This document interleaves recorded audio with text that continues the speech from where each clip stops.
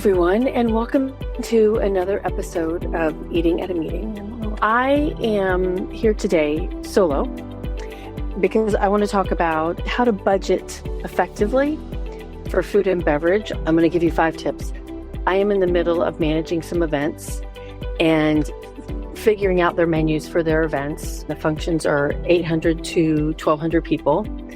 And so I want to talk about some of this budgeting ways to be effective to reduce waste and budget effectively, as I put on the title, because I've seen a lot of questions on social media and meeting planner Facebook groups, as well as in some of the sessions that I've been giving lately. How do we reduce waste and how do we budget effectively for the number of people that we have, but also because of the pricing of food and beverage at the moment?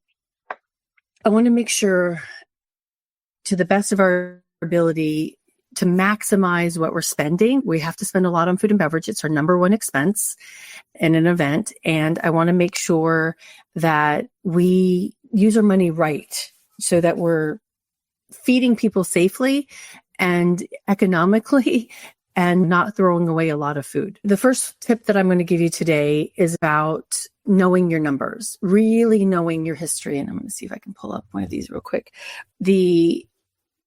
There's been a question that I've seen multiple times on social media lately. Is like, well, how do I know how many people to feed on our lunch and our breakfast? It's not a ticketed event. It doesn't cost the attendees any money to go in, but how do I know how many people are going to go through? Well, you really need to know how many people went through the last time. If this is a first time event, I'm going to say guesstimate about 60% of people, but there's a lot of factors that come into play here. One, let's start with the event that has some potentially historical data. How many people have attended that event in the past? And the ways that you can count that and know your numbers is actually asking the catering teams how many silverware roll-ups were collected or taken by attendees as they walked through the buffet.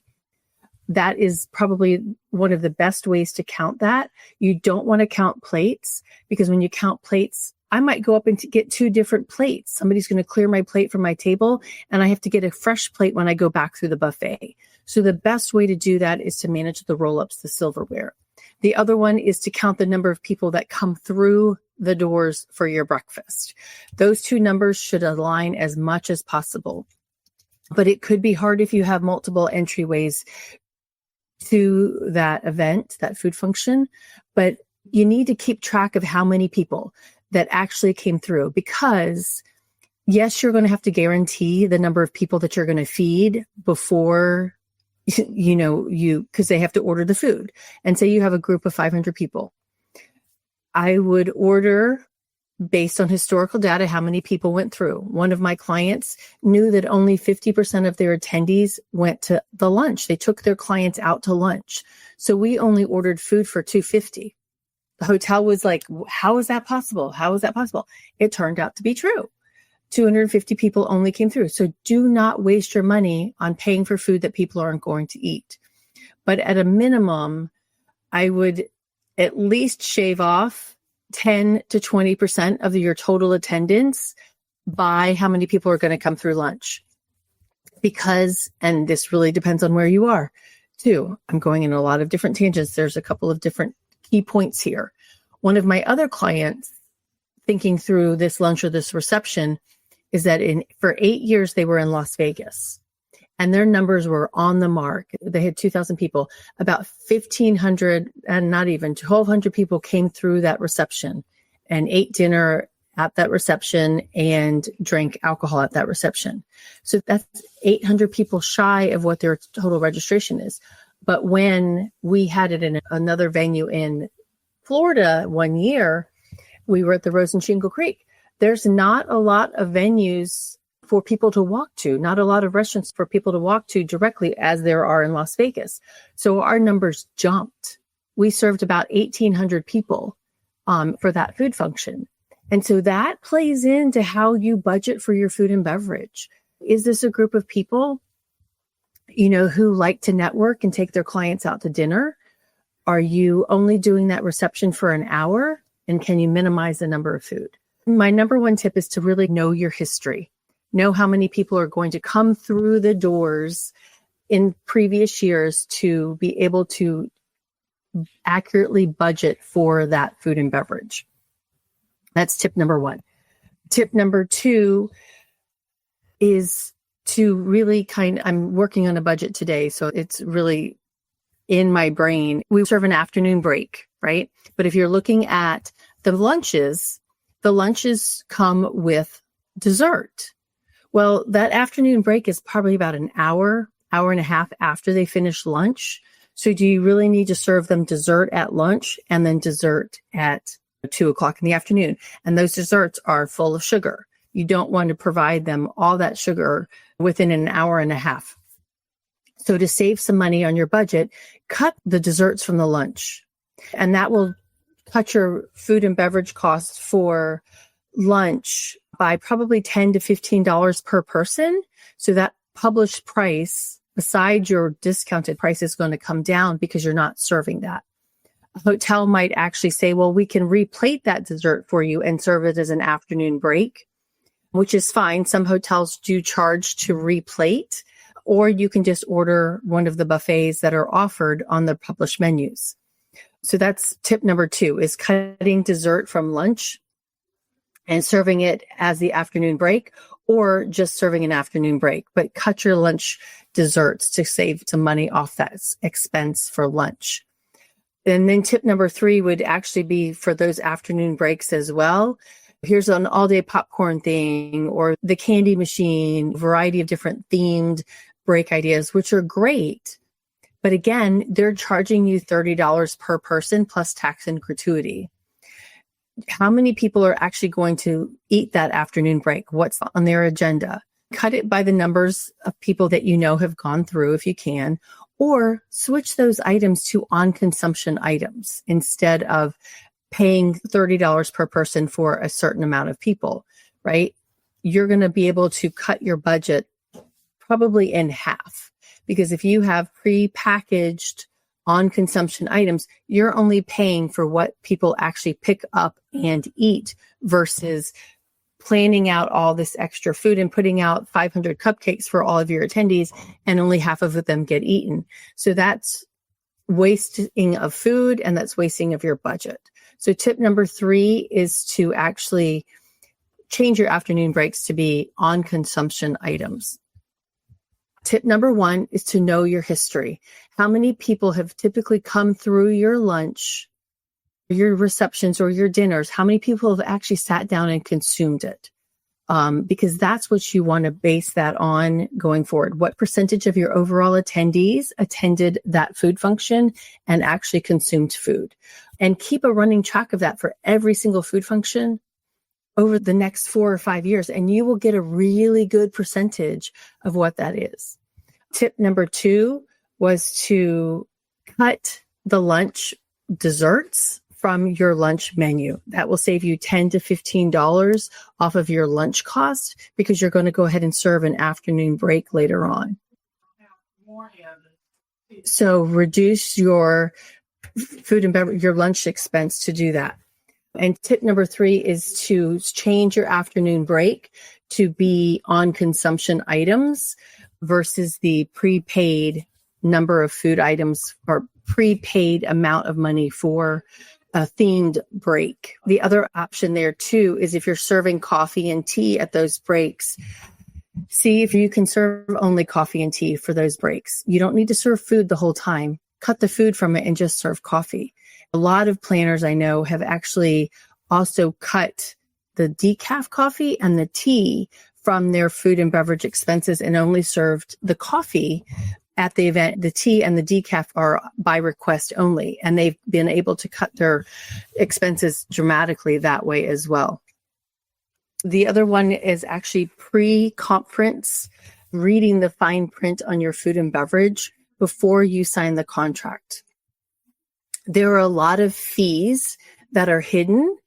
There's a lot of conversations among meeting planners, like if the fee is not published or I'm not told about the fee before we sign the contract, you cannot apply that fee to me after the fact.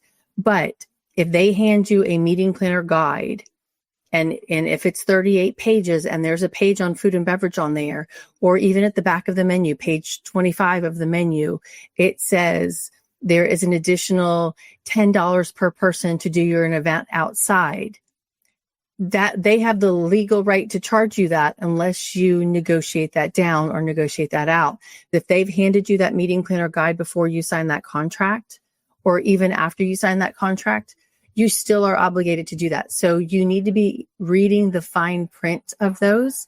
And another thing of some of that fine print as well is really understanding there's some hotels that I've experienced in the last couple of years that if you increase your number of attendees by more than 5%, then you're going to be charged an additional 25% per person for those overages for that price. So say example, your lunch is $50. If you add, and you've guaranteed 50 people, if you add another 10 to 15 people to your lunch within a certain time frame, maybe it's a week, maybe it's 72 hours, they're going to charge you 25% more from that $50 lunch. So an additional $10.25. Did I do my math right? So really looking at that fine print on 50 plus 25%. So it takes that lunch from, I was right. It takes that lunch from $50 per person to $62.50 per person. And the same could happen as if you reduce your numbers as well. And you really want to know your numbers as close as possible before you do that, because you might be charged an additional fee for adding on different things. So that was tip number 4. And then tip number 5 is gratuities and taxes. You really need to pay attention to this as well before you sign the contract, and understanding how the gratuities are calculated. In the last 12 months, some contracts or food and beverage budgeting that I've done, the gratuities are calculated in a variety of different ways. If you have a food and beverage discount, so you have if you had a $100 meal, and then you got a 15% discount, or let's just say a 10% discount. So that takes it to $90. You need to understand from the hotel and put it in writing into your contract that is the gratuity and the tax on the discounted price or on the published price. So if your gratuity is 26%, I'm going to pull up my calculator here. Your gratuity is 26%. That takes your lunch, if it's $100, to $126, plus just like say 7% tax. That takes it to $134.82. But now if it was taxed on gratuity and tax were on the published price, that takes it to, 90 plus 26% equals 113 plus 7%. That's $121. So it's a couple dollars per person, but if you multiply that times 500 people, that's a lot. That's $60,000 for that one meal. So that gratuity and tax calculation is really important to understand. Is it before the tax or after the tax? But then again, you also need to know, how is that tax broken out? One venue that I worked with last year, I think it was a 20% gratuity on there, but 4% of it was only taxed on, or was only calculated on certain items. And then the other 16% was calculated on other items. That makes a difference, because you have to when you're creating your budget, you have to determine how that's calculated. And I spent a good hour trying to figure out how they gave me the final price, because it wasn't coming out the same way that I had done it. And finally, my client and I went back and they're like, how did you calculate this? And they told us, even though it was printed on their menus that the tax was 22%, when they gave us the bill, that 22% was broken down differently.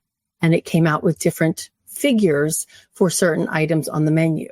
So that really could make or break some of your food and beverage costs.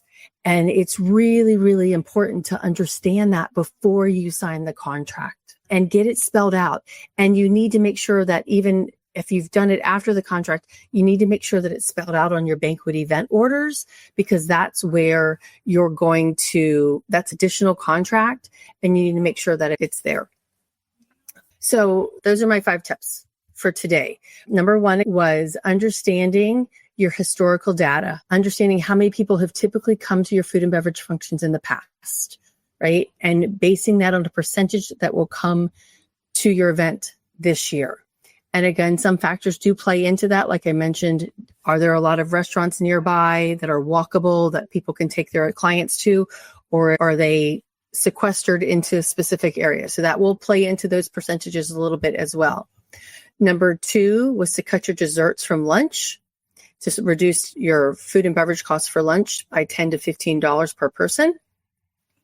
Number 3 was to switch your afternoon break to either be a replated dessert from lunch and only have to pay $3 for that dessert, or do on consumption items. Tip number 4 was really kind of understanding the fine print on your food and beverage contracts, really looking through and finding the hidden fees that might be associated with your food and beverage functions, and making sure that you negotiate those out into your concessions. And those are like your, hey, I'm going to do an event outside and they're going to charge you 10% extra to do that. Or there's an additional fee if you order your food and beverage early or late. One hotel said if you don't get your menus in by 45 days out, there will be an additional 25%. So you want to make sure that you're following those deadlines. So that was tip number 4. Food and beverage is our number 1 expense.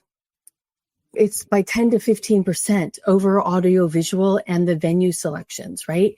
So we need to make sure that we're maximizing our food and beverage to the best of our ability to make sure that we're not overspending and we're not overproducing, because overspending means we're overproducing. And overproducing means that we're wasting food and we're wasting our budget. So really look at some of the tips, or go back and listen to my tips here. If you have any other tips that you have on food and beverage, please share them, because we can all learn from each other. On that food and beverage, sustainability wise, if you do overproduce, make sure that you have it in your contract that before you get to the event, that you're going to make sure that that food is either composted or it's given to people in the community of where you're hosting your event. There are a lot of people who are food insecure, and we need to gift them this leftover food, this food that we have overproduced. Gift them these great meals that we've got. It's a great opportunity to give back to the community. So that's my conversation for today. I've seen a lot of different questions come up about food and beverage lately in Facebook groups because it's Women's Herstory Month. I hope you've checked out the last couple of weeks. I've introduced you to quite a few phenomenal women. Last week was Allie Smith from Austin, Texas. She works for Partnership for Children, and she's a private chef, helping feed children in foster care, helping them gain their footing at learning how to cook and helping their families feed them when they're in foster care. In very, very interesting conversation. I introduced you to Denise Barron Herrera. She's the Chief Culinary Officer at Burton's Grill and Bar and the Red Heat American Tavern. The work that she's done as the co-founding chef to accommodate food allergies and dietary restrictions throughout their menu and all of their properties is phenomenal. They actually have all of their employees sign understanding about food allergies before they take the job. So go back and listen to that one. I'll put the links in the chat for you. And then tomorrow is Famika Elliott out of Knoxville, Tennessee, and the work that she's doing with her Mike Meals, the Lotus Program Experience, and Rooted East Knoxville is really, really inspiring. She's advocating for Black wellness, maternal health, foodways, and reproductive justice using food and beverage. And it's really, really inspiring. I'm excited about that. And then last week too was Chef Asa Tiwa, who is in San Antonio, and she's the founder of Food Horizons, which is a nonprofit organization dedicated to fostering a world where people are deeply connected to their food. Great conversations that I've already had. I have one tomorrow, and then I have 2 more next week. So that will round out a great Women's Herstory Month. introducing you to some women that are doing great work in food and beverage. So if you have any questions about food and beverage, please feel free to reach out to me. I do consult on it. I am hired by clients to manage their food and beverage to reduce waste and maximize their budgets. So thanks, and see you later. Thanks for listening to the Eating at a Meeting podcast, where every meal matters. I'm Tracy Stuckrath, your food and beverage inclusion expert. Call me and let's get started right now on creating safe and inclusive food and beverage experiences for your customers, your employees, and your communities. Share the podcast with your friends and colleagues at our Eating at a Meeting Facebook page and on all podcast platforms. To learn more about me and receive valuable information, go to tracystuckrath.com. And if you'd like more information on how to feed engagement, nourish inclusion, and bolster your bottom line, then visit eatingatameeting.com.